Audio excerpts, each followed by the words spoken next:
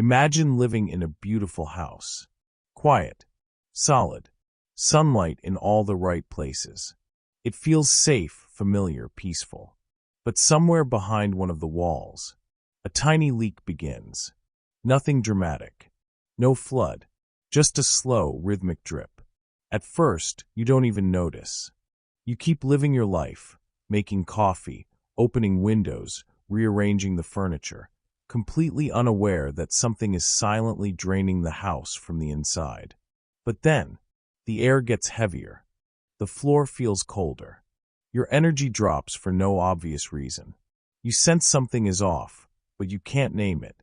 This is exactly what happens to spiritually awake people when they keep explaining themselves to those who are not ready or willing to understand. The leak is never loud. It doesn't shout. It doesn't break the house in one day. It drains you quietly. Every unnecessary explanation, every attempt to justify your boundaries, every moment spent trying to prove your intentions to someone committed to misunderstanding you, is another drop, another piece of your psychic energy escaping through a crack you didn't see forming. Carl Jung understood this better than anyone.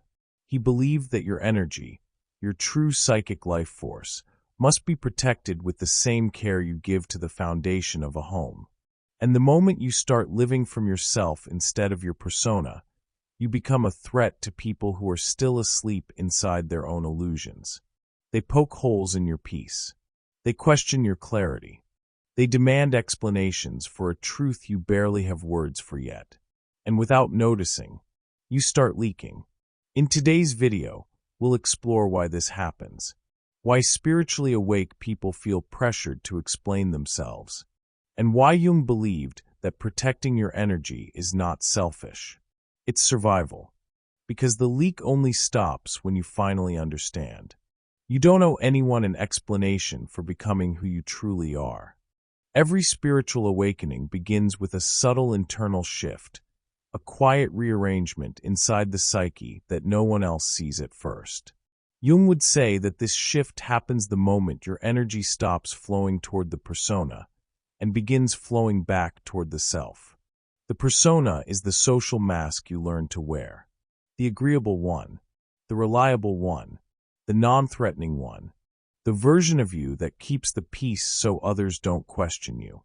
You build it over years, through family expectations, school rules, cultural pressure, and the silent fear of being rejected for who you really are. It's not fake. It's just incomplete. But the awakening? It begins the day that mask starts to feel too tight. A conversation that once felt normal now feels draining. A role you played effortlessly suddenly feels wrong. You say yes, but your entire body whispers no. Your intuition rises. Your tolerance for noise, drama, and emptiness drops. It's not a personality change. It's a recalibration of energy. The self, your true center, begins calling you back. You feel it as a pull toward honesty, stillness, authenticity, and spiritual coherence. And when that happens, something inside you realigns. The leak you didn't know existed becomes visible. You notice what drains you. You notice what lies you can no longer repeat.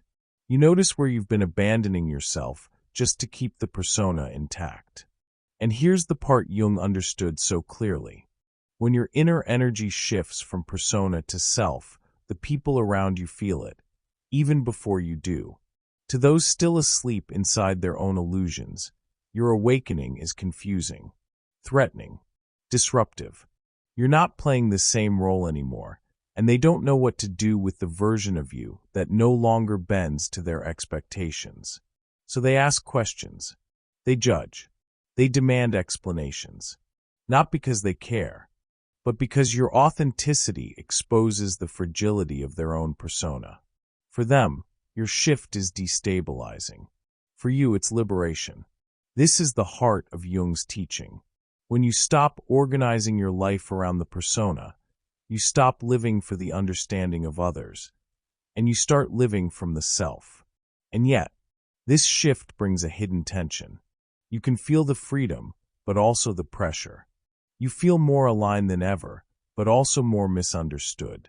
This is where most spiritually awake people leak the most energy, in the desperate attempt to make others comfortable with a transformation they were never meant to understand. Which brings us to the next point: why spiritually asleep people demand explanations, and why your awakening triggers them in ways they can't articulate. Just like when you graduate from college, you expect the people you love to cheer, to celebrate your accomplishment, to smile with you because you've grown. And in the same way, you naturally expect people to celebrate your spiritual awakening, your clarity, your new boundaries, your inner peace. But that's not what happens. Not for most people. Instead of applause, you often meet resistance. Instead of curiosity, you meet suspicion. Instead of support, you meet tension, criticism, or silence. It feels as if your awakening, something sacred, intimate, hard-earned, disrupts a fragile balance around you. And suddenly the people who once felt close start acting as if your growth is a personal attack. Carl Jung understood this dynamic better than anyone. He taught that when one person becomes more conscious, more aligned, more awake, it destabilizes those who are still asleep within their own illusions. Because your awakening does something subtle but powerful. It exposes what others are not ready to see. Your confidence highlights their insecurity. Your boundaries highlight their lack of them. Your stillness highlights their inner chaos. Your clarity highlights the fog they've been living in. And what does the unconscious mind do when it feels exposed? It protects itself. Not through honesty, not through self-reflection, but through projection, one of Jung's most important concepts.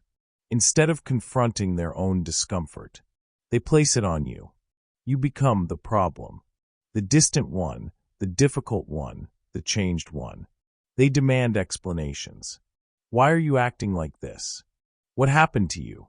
Why aren't you the same anymore? But what they really mean is, your awakening makes me aware of my stagnation, and I don't want to face that. They don't want understanding. They want the old equilibrium back.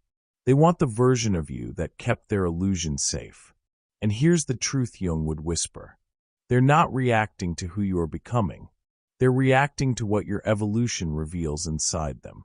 This is why spiritually awake people feel pressured, questioned, misunderstood.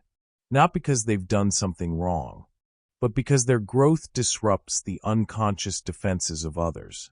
And this is where the real danger begins. Because trying to explain your awakening to someone who is determined to stay asleep is one of the fastest ways to drain your psychic energy. When you keep explaining yourself to people who are not truly listening, the cost is almost never immediate or dramatic. It shows up slowly, like an invisible leak behind the walls of your inner home. From the outside, everything looks normal. You move through your routine, answer messages, smile when expected. But inside, something begins to erode, not your values or your intelligence, but your energy, the very force that carries your inner life. Carl Jung believed that everything you pay attention to, everything you defend, everything you emotionally invest in consumes a portion of your psychic energy. It is not infinite. It is not replaceable on command. And when you spend that energy trying to justify who you are to people who are committed to misunderstanding you, you are redirecting your inner resources away from your individuation, away from your real work, your creativity, your spiritual awakening, and pouring it into a psychological black hole. Jung understood that what you argue with, what you try to fix, what you desperately attempt to clarify, you end up energizing. When you defend yourself against someone's distorted image of you, you are feeding the distortion. When you try to correct someone's projection, you are strengthening the projection. Your inner life becomes possessed by an old complex, the need to be seen as reasonable, agreeable, good. And instead of expanding toward the self, your energy becomes trapped in an inner courtroom where you stand trial for simply being yourself. Modern psychology explains this in a contemporary way. Studies on self-regulation show that emotional control and attention management operate like limited resources. Every moment spent rehearsing explanations, filtering your words, managing someone else's reactions depletes the same energy your brain uses for problem-solving, creativity, and grounded presence. Research on emotional labor shows that constantly managing how others perceive you creates real physiological stress, elevated cortisol, mental fatigue, emotional exhaustion, even when you appear calm on the outside. And neuroscience studies on rumination reveal that when you feel judged or misunderstood, your brain tends to replay conversations, reconstruct arguments, and seek imaginary approval.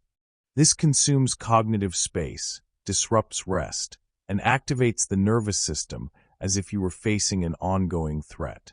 Your nervous system doesn't distinguish between a physical danger and a social one.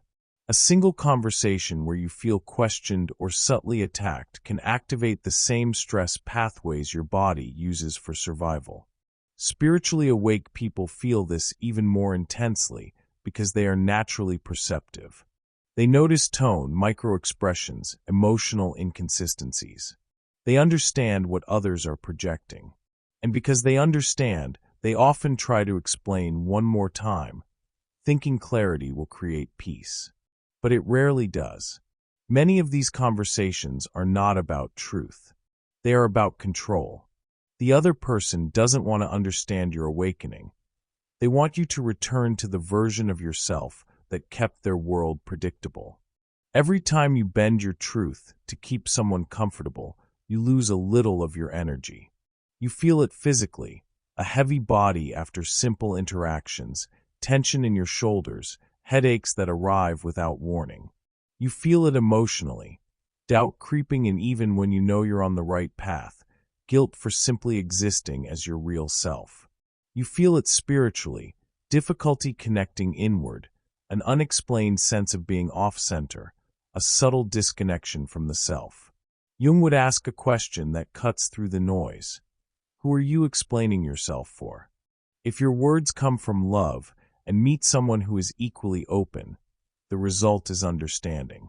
But if your explanations come from fear and you offer them to someone whose ego is closed, the result is self-betrayal. It becomes a ritual in which you trade inner alignment for external approval. A slow leak behind the wall. A tiny drop of energy leaving you each time. One day, you wake up feeling drained, not because you are weak, but because you have been financing too many conversations that never had the intention of truly hearing you. And this is the real cost. Every unnecessary explanation delays your awakening by anchoring you to a version of yourself you have already outgrown. Jung believed that the psyche is always trying to move toward wholeness, but it gets interrupted when we become entangled with the expectations and projections of others. One of the deepest interruptions comes from the old psychological reflex to justify yourself, a reflex rooted not in authenticity, but in childhood conditioning, cultural pressure, and old complexes. When you were younger, you learned that love was conditional. You learned that approval had a price. You learned that safety came from being understandable, agreeable, predictable. And so you built a habit: explain, justify, apologize, soften, shrink. Not out of dishonesty, but out of survival. But awakening breaks that pattern. Suddenly, your explanations start to feel heavy, artificial, rehearsed, as though you're defending a version of yourself that no longer exists. You hear your own voice giving reasons you don't believe in anymore, and something inside you tightens, a quiet intuition whispering. This isn't integrity, this is self-abandonment. The tragedy is that spiritually awake people often over-explain the most. Not because they're unclear, but because they're compassionate. They see the wounds of others, the patterns, the fear behind the anger, the insecurity beneath the criticism. They feel guilty for causing discomfort, even unintentionally. They try to protect everyone from the shock of their transformation. And so they pour explanations into places that cannot receive them, hoping that understanding will create peace. But peace cannot be forced where ego is still guarding the gate. There is a kind of explanation that is healthy, the one you offer to someone who meets you with openness, who asks to understand because they genuinely care, who listens without interrogation, who receives your words without using them as ammunition. In those rare moments, an explanation becomes a bridge. It becomes intimacy. It becomes collaboration. It becomes a form of love. But then there is the other kind, the explanation that feels like you're standing on trial. The explanation that feels like a performance, like you're trying to convince someone of your worth, your sanity, your intentions, your right to exist in your new form. This explanation drains you because it comes from a place of fear. Fear of rejection, fear of being misunderstood, fear of being alone in your awakening. What Jung would say is that this second type of explanation is not communication. It is the ego's last attempt to remain acceptable to others. It is the persona trying to survive. And every time you give in to this urge, you pay with your own energy. You feel it afterwards, the fatigue, the self-doubt, the heaviness in your chest, the sense that you betrayed something sacred inside you just to maintain harmony on the outside. Modern research supports this in surprising ways. Studies on authenticity and well-being consistently show that people experience measurable psychological stress when they act out of alignment with their true values. Brain imaging research reveals that suppressing one's voice activates the same neural circuits involved in physical pain. And research on impression management shows that when you constantly monitor how you're perceived, your brain enters a heightened state of vigilance, draining mental energy at a rapid rate. In other words, the body keeps score, and it knows when your explanation comes from fear rather than truth. The deeper you go on your spiritual path, the more you begin to sense the difference. An explanation offered from the self feels calm, grounded, necessary. It doesn't exhaust you. It clarifies. But an explanation offered from the persona feels like a leak, a subtle erosion of your essence. You walk away feeling smaller, not larger. You feel a dimming of your inner fire, as though you traded something luminous for something forgettable. And what is that something?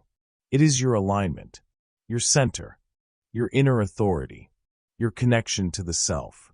There is nothing more spiritually expensive than explaining yourself to the wrong person. You begin to realize that some explanations are not bridges, they are cages. They trap you in old versions of yourself. They reattach you to dynamics you were meant to outgrow. They pull you back into a role the unconscious of another person needs you to play. This is where awakening demands courage. Because choosing not to explain, choosing silence, choosing a simple sentence, choosing a boundary without a paragraph, requires you to tolerate something the ego hates, being misunderstood. Jung saw this as a sign of psychological maturity, the moment when you stop negotiating your truth with the world and begin living from the self, even when it costs approval. Your awakening is not something that needs defending. It is something that needs protecting. And sometimes the most spiritual, most psychologically advanced, most self-respecting thing you can do is to say nothing, to let others hold their own projections, to let their discomfort belong to them, to conserve your energy for the work that actually matters, the work happening inside you. The moment you understand this, you stop chasing understanding and start choosing alignment. Once you realize that not every explanation is honest, and that some of them are just old fear wearing a polite mask, something begins to shift quietly inside you. You stop obsessing over being understood, and you start caring more about being aligned. And alignment looks very different from what most people imagine. It doesn't always look like a grand spiritual declaration. Most of the time, it shows up in small, very human choices. Maybe it starts on an ordinary afternoon. You're sitting at a table with people you've known for years. The conversation drifts into gossip, judgment, or the kind of empty talk that used to keep you entertained. But now it feels heavy. You can feel your body tightening, your energy sinking. In the past, You would have kept laughing along, pretending you were fine, explaining to yourself that it's not that bad. Now you simply become quieter. You offer a gentle, "I don't really see it that way," or you let the moment pass without feeding it. You don't deliver a speech. You don't try to convert anyone. You just stop leaking energy there. Or think about work.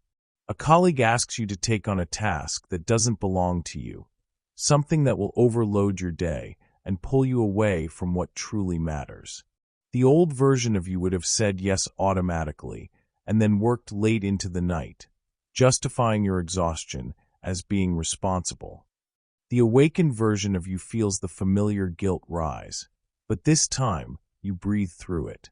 You say, "I can't take this on today," and you leave the sentence as it is. No five-part explanation. No self-defense. Just one clean boundary. It also appears in family dynamics.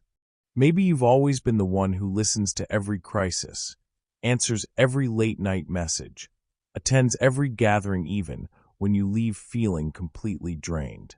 There's a quiet expectation that you'll always be available, always emotionally open, always ready to explain yourself if you say no. But one day, something inside you says, enough. And instead of writing a long message explaining every emotion you've ever had, you choose a simple truth. "I won't be there this time." It feels strange. Your ego wants to rush in and justify. But your deeper self knows this is what alignment looks like now. These moments don't feel grand or dramatic. They often feel small and almost unimpressive from the outside. But internally, they change everything. Because each time you choose a short, honest sentence over a long, fearful explanation, you're teaching your psyche a new pattern. My truth is valid even when it's not fully understood. My inner direction matters, even if someone disagrees. Jung believed that real boundaries are less about pushing people away and more about staying close to your own center. When you begin to live from the self instead of the persona, your no stops carrying aggression and starts carrying clarity. You're not punishing anyone. You're not proving anything. You're simply saying, "This is where my energy goes, and this is where it doesn't." You start to notice the effects in your body. You walk away from conversations feeling lighter instead of depleted. Your shoulders loosen. Your breathing deepens. You no longer spend hours replaying what you said, rewriting scenes in your mind, imagining better explanations. You said what was true.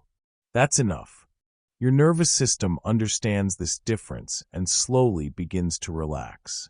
And something interesting happens in your relationships too. Some people resist this new version of you. They push back, question, or withdraw because the old pattern is no longer available. You're no longer endlessly explaining, justifying, or rescuing. Others, however, adjust. They might not fully understand at first, but they start to sense that your no doesn't mean rejection. It means self-respect. They meet you in this new place, with more honesty and less expectation. The most important change, though, happens inside you. Every time you choose a quiet boundary over a desperate explanation, your inner house feels a little more solid. The leak slows down. Your energy stops pouring into battles you can't win and stories you never agreed to live. You begin to experience a different kind of peace. Not the peace that comes from keeping everyone satisfied, but the peace that comes from no longer betraying yourself. This is what Jung's idea of maturity looks like in everyday life. Not a perfect, detached spiritual posture, but small, grounded choices that protect your energy without violence. You don't owe the world a constant justification for who you are becoming. You owe yourself the courage to live in a way that doesn't drain your soul. And as you practice this day after day, something subtle yet powerful becomes true. You stop being afraid of being misunderstood. You realize you can survive that. You can even grow inside it. Because your worth no longer depends on how clearly you can explain yourself to those who aren't ready to listen. It depends on how faithfully you can stay aligned with the self that is quietly guiding you forward. Jung taught that maturity begins when you stop negotiating your truth with the world and start living from your inner center. This doesn't harden you, it frees you. You realize you can survive being misunderstood. You can grow inside it. Your worth no longer depends on how clearly you can justify your evolution to people committed to their old perceptions. If you felt this leak in your own life, hear this. You don't owe anyone an explanation for your healing, your boundaries, or your peace. Your energy is sacred, and you're allowed to protect it. If this message resonated with you, subscribe, leave a like, and turn on notifications. And tell me in the comments, where do you feel your energy slipping away, and what part of you is ready to stop explaining? In the next videos, we'll go even deeper into Jung, awakening, and the ways your inner life transforms your outer world.